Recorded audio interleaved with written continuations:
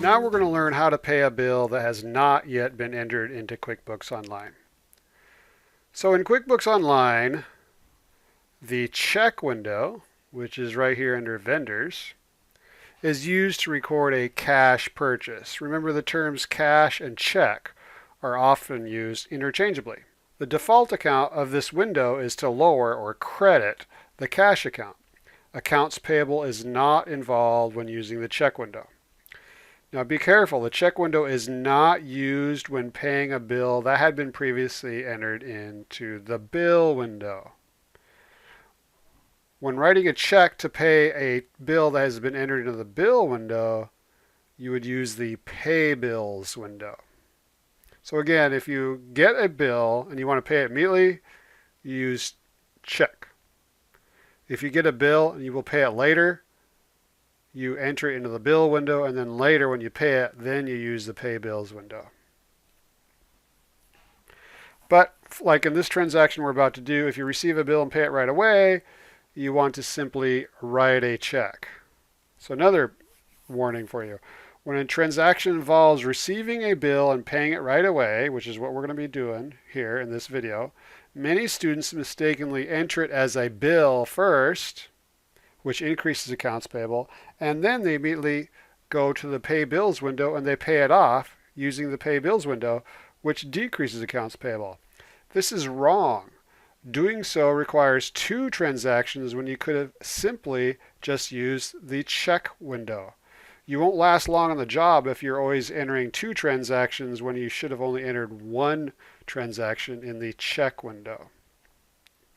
So when using this check window behind the scenes, QuickBooks is entering a journal entry similar to this.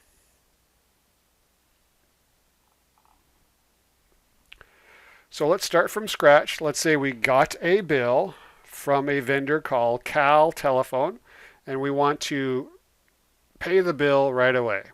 So to do that, we're going to go to New in the upper left corner.